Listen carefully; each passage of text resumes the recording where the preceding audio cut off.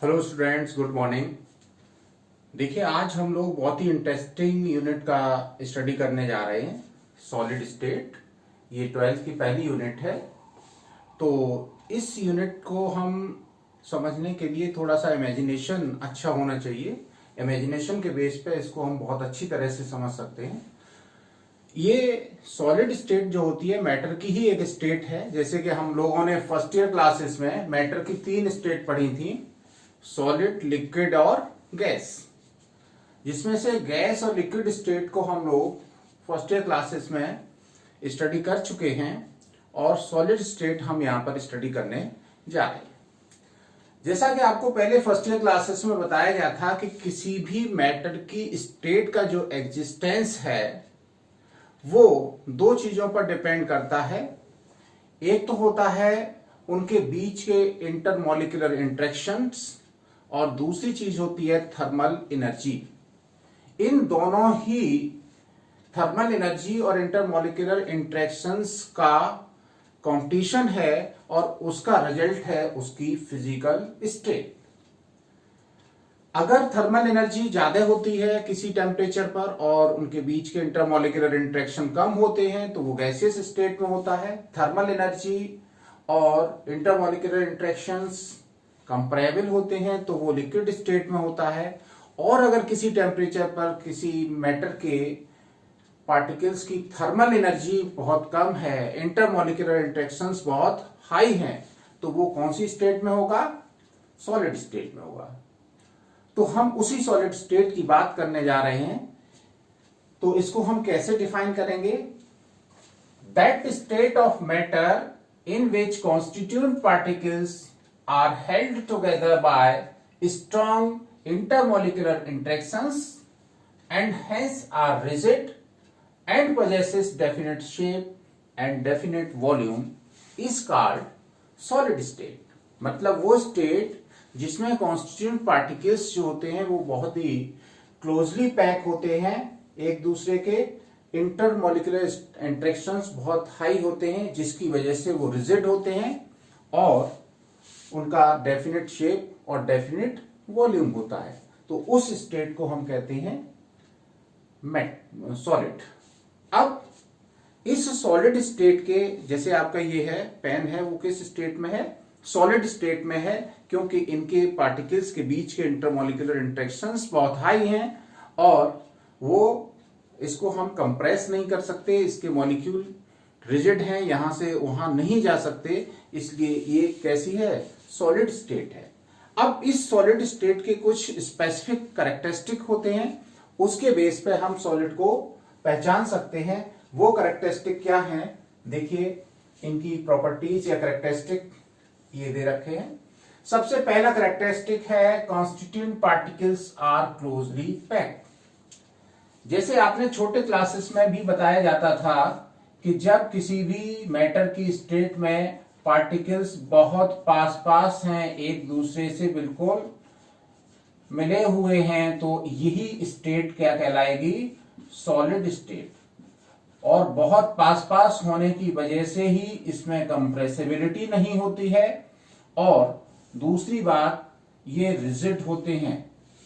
तो ये स्टेट आपकी कौन सी है? सॉलिड स्टेट है, जिसमें आप देख रहे हैं कि पार्टिकल्स बहुत ही पास पास हैं। हम दूसरी स्टेट को कंपैरेटिवली स्टडी करने के लिए बना रहे हैं। ये आपकी लिक्विड स्टेट है, जिसमें आप देख रहे हैं इसके कंपैरिजन में पार्टिकल थोड़ा सा दूर दूर हैं और दूर दूर होने की वजह से इनके बीच के इंटरेक्शंस बहुत ज्यादा नहीं होते हैं, इसके कंपैरिजन में कम होते हैं। तीसरा, हम ये गैस के बारे में दिखा रहे हैं कि जिनमें पार्टिकल्स बहुत दूर दूर हैं और गैसेस पार्टिकल्स बहुत दूर दूर होने की वजह से हाईली कंप्रेसिबल भी होते हैं और इनके इंटरेक्शंस बहुत कम होते हैं। तो सॉलिड में पार्टिकल्स जो है वो बहुत ही क्लोजली पैक होते हैं और इसी क्लोजली पैक होने की वजह से वो रिजिडिटी पजेस करते हैं। दे पजेसेस रिजिडिटी। रिजिडिटी का मतलब क्या है? कि कोई पार्टिकल्स एक जगह से दूसरी जगह मूव नहीं करेगा, अपनी जगह पे ही बना रहेगा। अपनी मीन पोजीशन पर थोड़ा बहुत इधर उधर हिल डुल सकता है, लेकिन मूव नहीं करेगा। सॉलिड स्टेट की इस रिजिडिटी को समझने के लिए हम एक एग्जांपल और लेते हैं, एक क्लास का एग्जांपल लेते हैं। जैसे आप क्लास में स्टडी कर रहे हैं और उस समय स्टूडेंट्स सारे बेंचेस पर बैठे हुए हैं, टीचर क्लास में अवेलेबल हैं, तो क्या होगा कि एक सीट पे 3 या 4 स्टूडेंट बैठे हुए हैं, पास पास बैठे हुए हैं, वो इसी तरह से बैठे रहेंगे, वो यहां से वहां मूव नहीं करेंगे जब तक कि उनका क्लास चल रहा है। जब ट्रांजिशन स्टेट आती है, जब एक टीचर मूव करते हैं, दूसरे टीचर आते हैं, उसी को ट्रांजिशन स्टेट बोलते हैं, तो उस स्टेट में क्या होता है, उस थोड़ी सी देर के लिए बच्चे अपने सीट से दूसरी सीट पर बच्चों से कुछ न कुछ बातचीत करने के लिए पहुंच जाते हैं, मूव करने लगते हैं, लेकिन वो क्लास में ही मूव करते हैं। तो ये स्टेट हम क्या बोल सकते हैं, लिक्विड स्टेट बोलते हैं। लिक्विड स्टेट में पार्टिकल उसी बर्तन में एक जगह से दूसरी जगह मूव करते रहते हैं, लेकिन निकल के बाहर नहीं जाते हैं। तीसरी स्टेट जो है, जब हम क्लास ऑफ होगा, पूरा इंटरवल होगा या आपका पूरा स्कूल ऑफ होगा, तब क्या होगा, बच्चे इधर उधर रैंडमली चले जाएंगे अपने अपने घरों पर, तो ये उनकी क्या बोली जाएगी, इस स्टेट को हम गैसियस स्टेट कह सकते हैं। हम समझने के लिए इस एग्जांपल से इनको समझा सकते हैं। तो दूसरा बात हमने बताया कि उनमें रिजिडिटी होती है। तीसरी, दे आर हाईली इनकम्प्रेसिबल, अगर उनको कंप्रेस करना चाहें तो वो कंप्रेस नहीं होगा। ये सॉलिड है, इसको अगर आप दबा के छोटी सी जगह में कंप्रेस करके ले जाना चाहें तो नहीं जाएगा। तो ये हाईली इनकम्प्रेसिबल, मतलब इनको कंप्रेस करके कम जगह में नहीं ले जा सकते।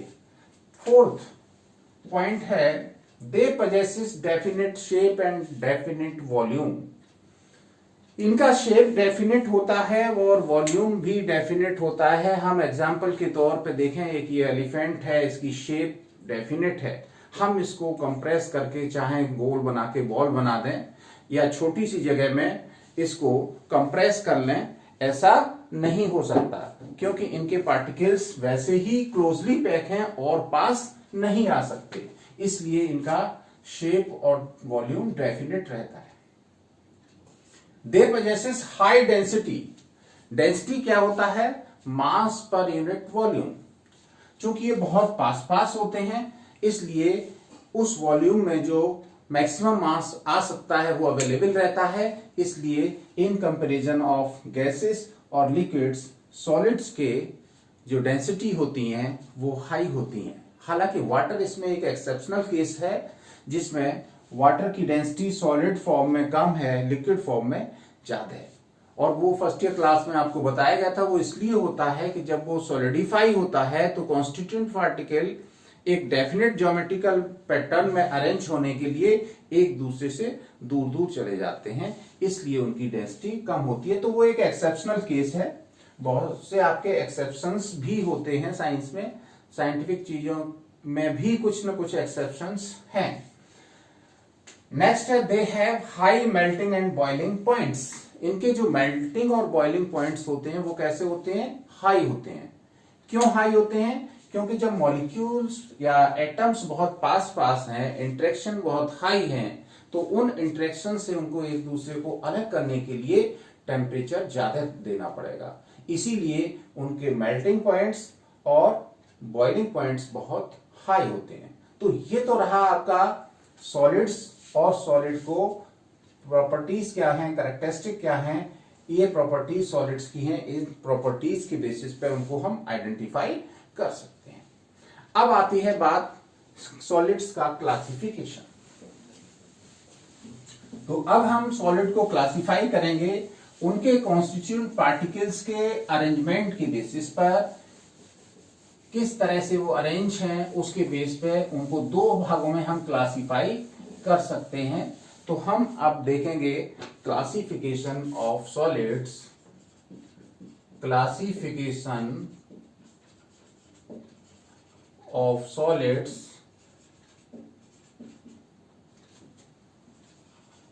on the basis of arrangement of constituent particles. Constituent particles के अरेंजमेंट के बेस पे हम अब देखना चाह रहे हैं इनका क्लासिफिकेशन। तो आपको बता दें कि सॉलिड्स को दो भागों में क्लासिफाई किया जा सकता है। सबसे पहला पार्ट है क्रिस्टलाइन सॉलिड्स,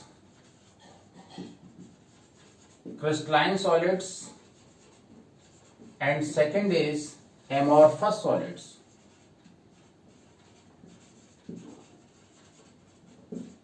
तो पहला हो गया आपका क्रिस्टलाइन सॉलिड और दूसरा क्या हो गया, एमोर्फस सॉलिड। क्रिस्टलाइन सॉलिड ही वास्तविक सॉलिड बोले जाते हैं, इनको हम ट्रू सॉलिड्स भी कहते हैं। और जो आपके एमोर्फस सॉलिड्स हैं ये सूडो सॉलिड्स। सूडो सॉलिड्स का मतलब वो सॉलिड स्टेट में है लेकिन एक्चुअल जो हम लोगों ने सॉलिड की प्रॉपर्टी डिस्कस की थी वो प्रॉपर्टीज नहीं है। तो अब हम इनके प्रॉपर्टीज को एक बार फिर से डिस्कस करते हैं कि कौन सी प्रॉपर्टीज सॉलिड क्रिस्टलाइन सब्सटेंसेस में होती हैं और कौन सी एमोर्फस सब्सटेंसेस में नहीं होती हैं। तो हम इनकी प्रॉपर्टीज को अब स्टडी करते हैं। What is basic difference in crystalline and amorphous solid. तो सबसे एक महत्वपूर्ण जो डिफरेंस है, बेसिक डिफरेंस है क्रिस्टलाइन सॉलिड और एमोर्फस सॉलिड में, वो ये है कि जो क्रिस्टलाइन सॉलिड होते हैं उनका अरेंजमेंट रेगुलर होता है और जो आपके एमोर्फस सॉलिड हैं उनका जो अरेंजमेंट होता है वो इर्रेगुलर होता है। मतलब ये है कि अगर हम क्रिस्टलाइन सब्सटेंसेस में जो पार्टिकल्स का अरेंजमेंट है उसको 3 डायमेंशनल स्पेस में देखें तो दूर दूर तक एक ही पैटर्न नजर आता है, जबकि जो आपके एमोर्फस सॉलिड्स हैं उनमें ये अरेंजमेंट कुछ दूर तक तो एक जैसा दिखता है और फिर उसके बाद अरेंजमेंट एक जैसा नहीं दिखता है। तो पहले सबसे पहला जो है प्रॉपर्टी वो हम देखते हैं अरेंजमेंट ऑफ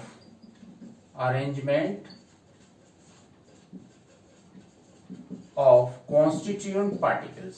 कॉन्स्टिट्यूएंट पार्टिकल्स का अरेंजमेंट, तो इसमें हमने बताया था कि arrangement regular 3D arrangement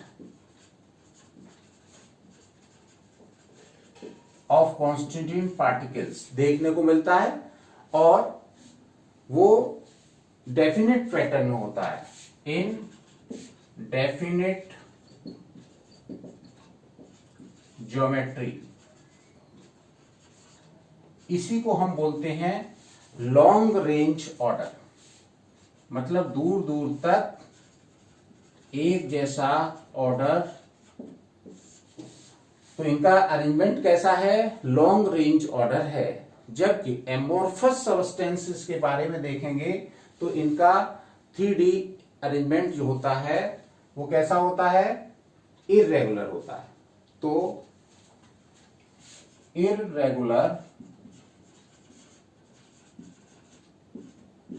3D arrangement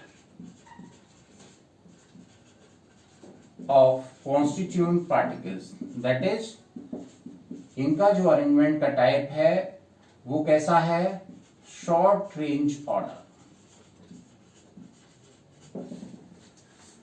तो आपने डिफरेंस देखा क्रिस्टलाइन सब्सटेंस के पार्टिकल्स के अरेंजमेंट में और एमोर्फस के पार्टिकल्स के अरेंजमेंट में। क्रिस्टलाइन सब्सटेंसेस में जो पार्टिकल्स अरेंज थे वो काफी दूर तक एक जैसा अरेंजमेंट उनको देखने को मिलता था। इस अरेंजमेंट को अगर हम इस तरह से भी समझना चाहें तो समझ सकते हैं कि मान लीजिए कॉन्स्टिट्यूएंट पार्टिकल्स आपके ये कैटायन हैं और इसके साथ ही साथ ये एनाइन हैं।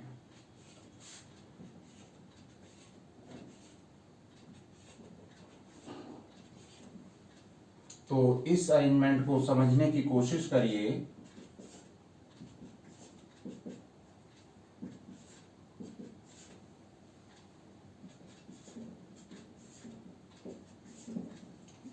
तो इसमें देखिए हमने एक ब्लू उससे एनाइंस दिखाए हैं और ब्लैक से कैटाइंस दिखाए हैं।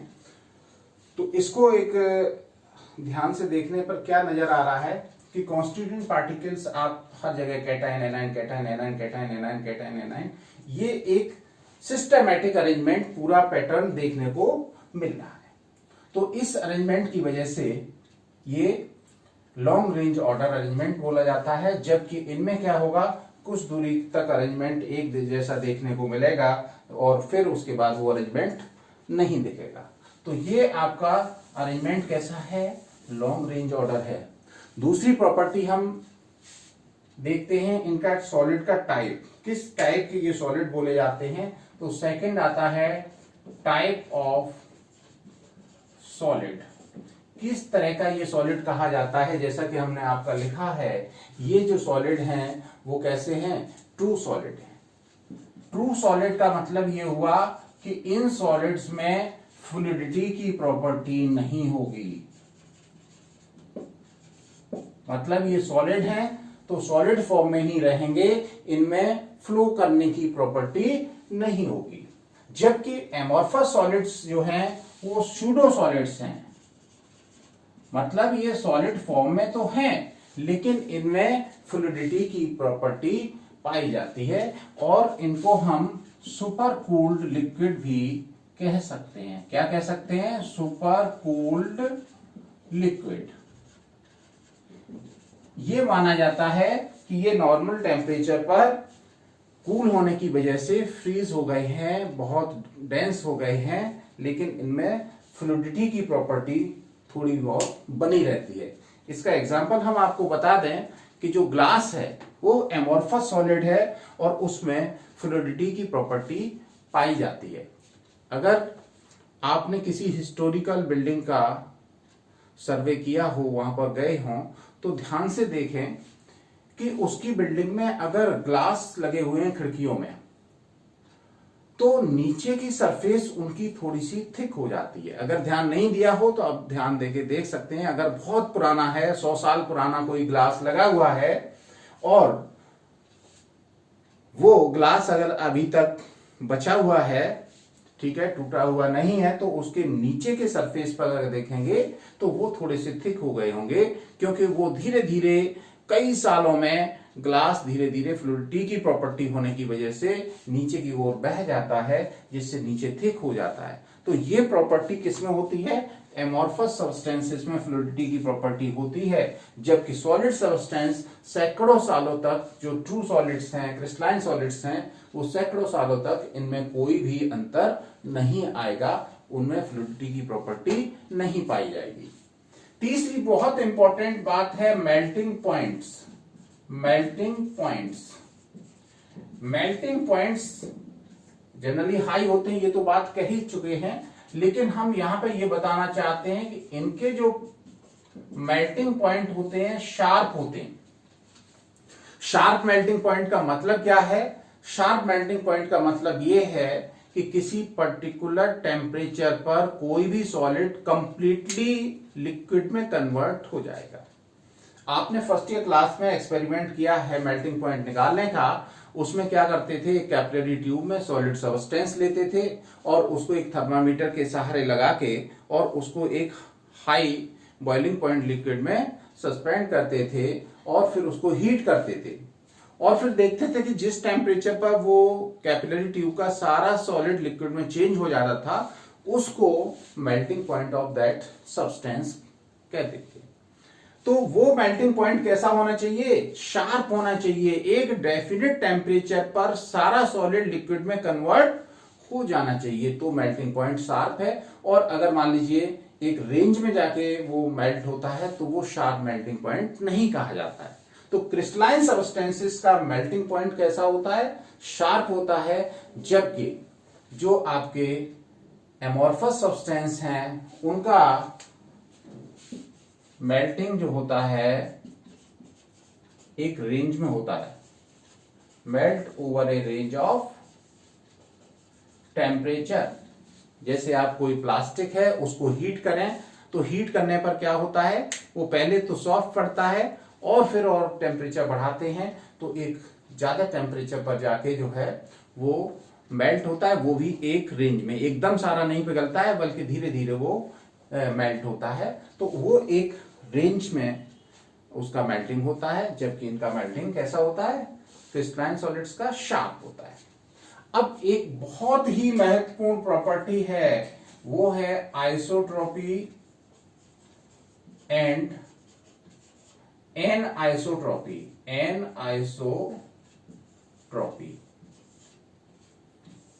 देखिए ये क्या है, आइसोट्रॉपी एनआइसोट्रॉपी, चलिए इसको समझते हैं। कुछ सबस्टेंसेस जिनकी कुछ फिजिकल प्रॉपर्टीज जैसे थर्मल एक्सपेंशन हो गया, इलेक्ट्रिकल कंडक्टिविटी हो गई, रिफ्रैक्टिव इंडेक्स हो गया, ये फिजिकल प्रॉपर्टीज किसी पर्टिकुलर पॉइंट से हर डायरेक्शन में एक जैसी हैं, तो वो सबस्टेंस कहा जाएगा आइसोट्रोपिक। और अगर ये फिजिकल प्रॉपर्टीज हर डायरेक्शन में अलग अलग हैं, भिन्न भिन्न डायरेक्शन में अलग अलग हैं, तो उस सब्सटेंस को कहते हैं एनाइसोट्रोपिक। तो अगर हम क्रिस्टलाइन सब्सटेंस की बात करें तो आप ये सोच रहे होंगे कि इनका रेगुलर अरेंजमेंट है इसलिए आइसोट्रोपिक होने चाहिए, लेकिन ऐसा नहीं है। क्रिस्टलाइन सब्सटेंस कैसे होते हैं, ये एनाइसोट्रोपिक होते हैं। मतलब ये है कि इनकी डिफरेंट डायरेक्शन में फिजिकल प्रॉपर्टीज डिफरेंट होती हैं। ऐसा क्यों है उसको हम फिर से एक बार इनका अरेंजमेंट बना के समझाते हैं। हमने कैटाइन ब्लैक से बनाया है और हम थोड़ा सा ब्लू पेन से इनके एनाइंस को शो कर रहे हैं और इनके अरेंजमेंट को देखने की कोशिश करते हैं। तो आप देखिए, अगर हम पर्टिकुलर पॉइंट यहां से इधर को चलें तो क्या है, सारे कैटाइन्स नजर आ रहे हैं। अगर इस डायरेक्शन में चलते हैं तो एक कैटाइन, फिर एक एनाइन, फिर एक कैटाइन, फिर एक एनाइन। इस तरफ चलते हैं तो सारे एनाइन हैं, इस तरफ चलते हैं तो क्या है, सारे कैटाइन्स हैं। तो हर कैटाइन और एनाइन के बीच के इंटरेक्शंस अलग अलग होंगे, तो इसीलिए उनकी जो मेल्टिंग पॉइंट्स हैं वो अलग अलग होंगे, रिफ्रैक्टिव इंडेक्स हैं वो अलग अलग होंगे, थर्मल एक्सपेंशन है उसकी प्रॉपर्टी हर डायरेक्शन में अलग अलग होगी। तो ये सब्सटेंस कैसे बोले जाएंगे, एनाइसोट्रोपिक, मतलब different physical properties in different direction. So these are anisotropic in nature. बड़ा इंपॉर्टेंट बात है, बहुत ये आपको ध्यान देने की है। कंफ्यूज हो जाते हैं बच्चे कि क्रिस्टलाइन सब्सटेंस आइसोट्रोपिक हैं या एनाइसोट्रोपिक हैं। तो कैसे हैं ये, एनाइसोट्रोपिक हैं। इसका मतलब क्या हुआ कि different, that is different physical properties. कौन सी फिजिकल प्रॉपर्टीज, हम मेल्टिंग पॉइंट ले सकते हैं, थर्मल एक्सपेंशन ले सकते हैं, थर्मल एक्सपेंशन ले सकते हैं।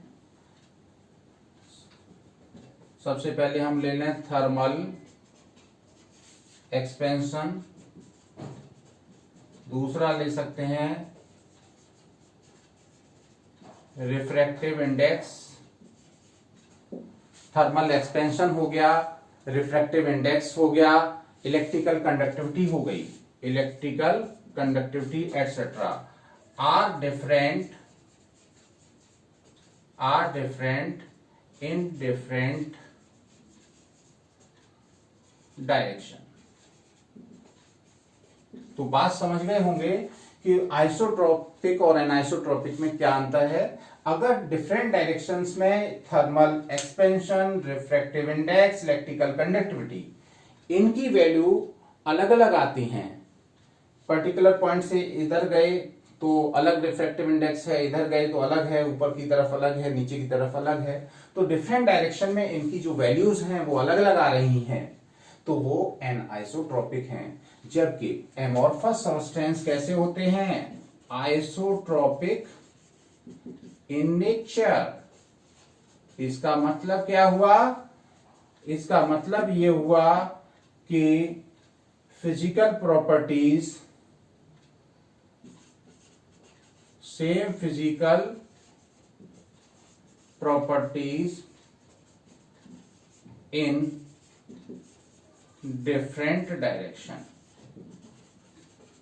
मतलब जो थर्मल एक्सपेंशन था, रिफ्रैक्टिव इंडेक्स था, इलेक्ट्रिकल कंडक्टिविटी थी, इनकी वैल्यूज अलग अलग डायरेक्शन में एक जैसी आती हैं, क्योंकि एमॉर्फस सब्सटेंस में देखा गया है कि कुछ डिस्टेंस तक इनका अरेंजमेंट एक जैसा देखने को मिलता है, उसके बाद फिर वो ऑर्डर चेंज हो जाता है। इसीलिए कुछ डिस्टेंस तक इनके लिए फिजिकल प्रॉपर्टीज की वैल्यूज एक जैसी आती हैं, इसलिए ये आइसोट्रोपिक कहे जाते हैं।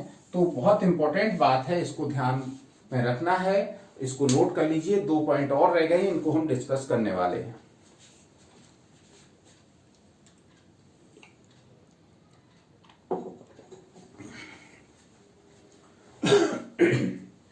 चलिए आगे देखते हैं।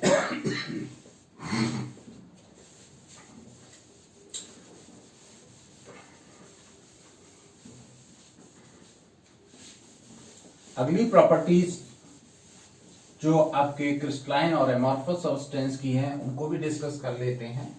नेक्स्ट प्रॉपर्टी है इनकी क्लीवेज प्रॉपर्टी। क्लीवेज प्रॉपर्टी, अगर हम क्रिस्टलाइन सॉलिड को किसी शार्प एज नाइफ से कट करें तो उसकी जो सरफेस है वो कैसी, प्लेन आती है, ठीक है। और अगर एमॉर्फस सब्सटेंस को हम किसी शार्प एज नाइफ से कट करें तो उसकी सरफेस कैसी आती है, वो प्लेन नहीं आती है, इर्रेगुलर शेप आती है, रेगुलर कट बनता है। जैसे हम प्लास्टिक या रबर को किसी चाकू से काटें तो आप देखेंगे बिल्कुल प्लेन सरफेस नहीं आएगी, उस पर कुछ भी इर्रेगुलरिटीज देखने को आएंगी। तो इसमें क्या होगा, क्लीन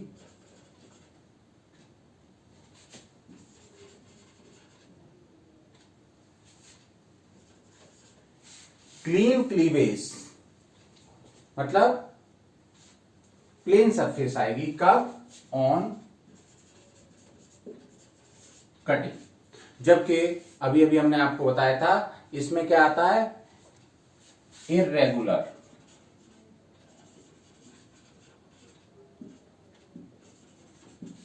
इसमें कैसा होता है, इर्रेगुलर कट है, इसका मतलब समझ गए होंगे। और इसकी जो सरफेस होती है रफ होती है। तो ये भी एक बहुत इंपॉर्टेंट प्रॉपर्टी है, जिसमें हम काट के अगर देखें, मेटल्स को अगर काटेंगे तो उसकी सरफेस बिल्कुल क्लीन आएगी। डायमंड को अगर कटिंग करते हैं तो बिल्कुल सरफेस उसका क्लीन निकल के आता है, लेकिन ग्लास को जब कट करते हैं तो उसका क्लीन सरफेस नहीं होता है। रबर को जब हम काटते हैं तो उसका क्लीन सरफेस नहीं होता है, क्योंकि ग्लास, रबर एमॉर्फस हैं, जबकि डायमंड हो गया, मेटल्स हो गए, वो कैसे हैं, क्रिस्टलाइन सॉलिड्स हैं। एक और बहुत इंपॉर्टेंट इनका प्रॉपर्टी है इनका कूलिंग कर्व।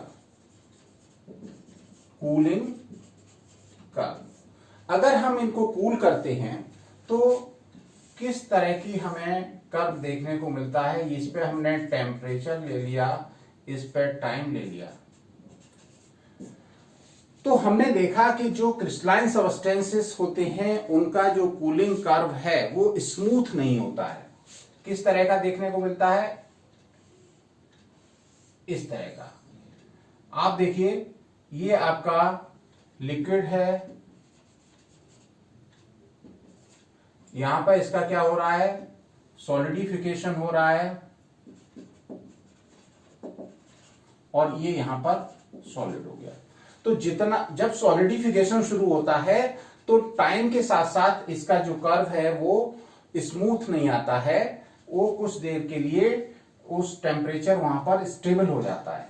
जबकि हम अगर एमॉर्फस सब्सटेंस के लिए टेम्परेचर और टाइम में एमॉर्फस सब्सटेंस को मेल्ट करने के बाद उसको कूल करेंगे तो क्या होगा, इस तरह का, या टेम्परेचर बढ़ाएंगे तो इस तरह का स्मूथ कर्व देखने को मिलता है। तो इसमें टेम्परेचर जो है स्मूथली डिक्रीज या इंक्रीज होता है, जबकि क्रिस्टलाइन सॉलिड्स में जो टेम्परेचर आपका डिक्रीज होता है वो पहले तेजी से डिक्रीज होता है, फिर सॉलिडिफिकेशन पर कैसा हो जाता है, स्टेबल हो जाता है, उसके बाद फिर स्मूथली डिक्रीज होता है। अब लास्ट में हम इनके एग्जांपल्स देखते हैं कि क्रिस्टलाइन सब्सटेंसेस के एग्जांपल कौन कौन से हैं। इसमें NaCl हो गया, ZnS हो गया, मेटल्स हो गई, डायमंड हो गया। तो ये सारे एग्जांपल काय के हैं, ये एग्जांपल्स हैं क्रिस्टलाइन सॉलिड्स के। जबकि प्लास्टिक हो गया, ग्लास हो गया, रबर है, वैक्स है, ये सारे एग्जाम्पल काय के हैं, ये हैं एमोर्फस सब्सटेंसेस के। तो ये बेसिक डिफरेंस थे क्रिस्टलाइन सब्सटेंसेस और एमोर्फस सब्सटेंसेस में। ये आप इनको दोबारा एक बार से रिपीट करके देखिए, इनके नोट्स बनाइए। आगे हम डिस्कस करेंगे types of crystalline solids. Crystalline solids को फिर से हम क्लासिफाई कर सकते हैं, तो हम उनके टाइप्स को स्टडी करेंगे।